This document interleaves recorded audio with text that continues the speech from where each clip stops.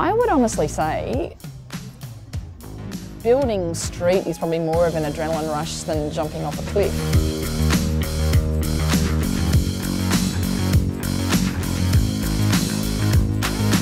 You know the truth, I haven't done any extreme sports since the month before we started Streat. So that kind of gives you an indication of how much kind of Streat's met that need, really.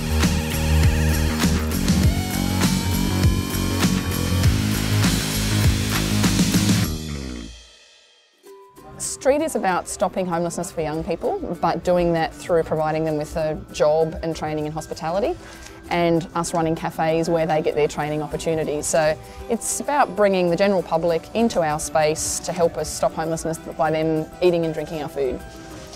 Streat really started out, I guess, as a social enterprise that wanted to bring street food to the general public more in the ways that you would get, around the rest of the planet.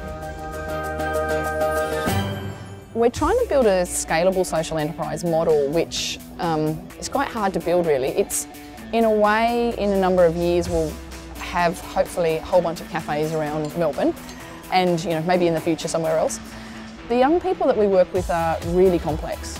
So what it means is our organisation is way more expensive to run than all of the competitors that we have around us.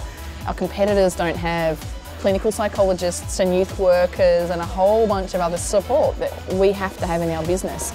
So the only way really that we could ever be financially sustainable is to scale the number of cafes that we've got, and then the profit from all of those combined pays for that kind of head office and youth support function. Morning. At the beginning of the program, I get kind of a snapshot of all of the individual case histories of our young people that our clinical psychologist pulls together. And if you read those at the beginning of each class without meeting the young people, you would feel like we should all give up, and go home. They're such depressing, indictments of, of kind of just the kind of abuse and neglect that young people can have. But it's almost like you need to put them to one side and walk into a room and see 10 teenagers all together and go, yes, there's so much bad stuff, but there's still hope, So it feels like we're kind of dealers in hope. If you dwell on the bad stuff, it'd do your head in. But, you're kind of looking for the positive little stuff in all of that, and you're wanting to kind of grow that over time, the same way as yeast would, help raise bread. It's, it's trying to take something that's small and growing it in a positive way. Just walk at a steady pace. No. Okay. I would say that I'm always a glass half full kind of girl, but there are inevitably times in this job where, moments that you have intense sadness. There's one young man who dropped out of an earlier class that we had, and just, he's a really beautiful kid. He is in a horrific state. You can see that his health is terrible and the state that he's in is absolutely horrific. That's absolutely heartbreaking. You can't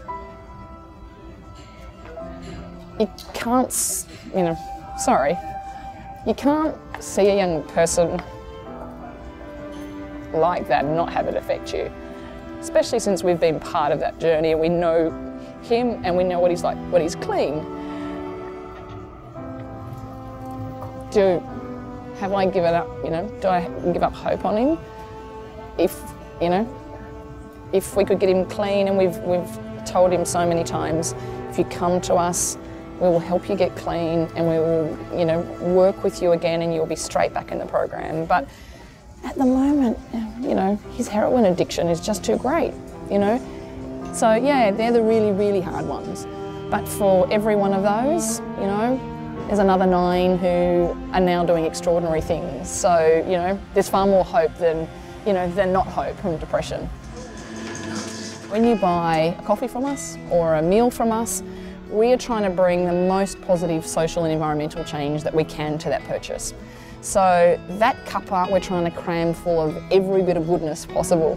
And that means thinking about, obviously, not only the homeless young people that we're helping through, through that cuppa, but also the supply chain of our own organisation. Where are we sourcing, goods and products and services from?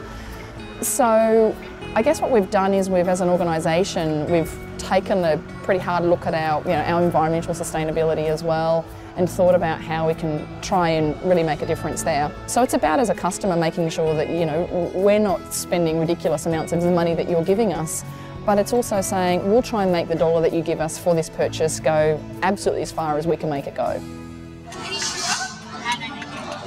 I would always hope that in whatever I did, I would be able to have access to young people, even if it's not a child, but young people who are thinking about the world in different ways. So that ability to kind of stay fresh and open to new ideas all your life, I think, is one of those greatest challenges of being a human. How do you keep learning and growing throughout your life? I'm really optimistic about the future, and even though on one hand there's a whole bunch of things that are getting worse, the environment and the way we treat our planet is a big one of those. But we've never been so connected. I would say we've never had more ability to find solutions and scale or share those solutions more quickly. So I get optimistic, I guess, about the fact that we are getting better at self-organising, and even though our governments and their election cycles almost get in the way of that often, we as a collective community can start to take back some of that power and start to think as a global community. So yeah, I think we can do it. I have to think we can do it, otherwise you'd go crazy and be depressed every day and think that you'd never make any difference. Life's too short to not think, well, there's a bunch of things that are a problem and I have a responsibility to some of those as a human who's here and who has got resources to be able to help, a whole bunch of supports around me that mean that I can help, and also optimism that things can be different. So if you think about so many people, they have so many barriers to even being able to survive, do basic things, let alone all the stuff that I've had in my life that's given me an ability to go, yeah, get in and do something about it.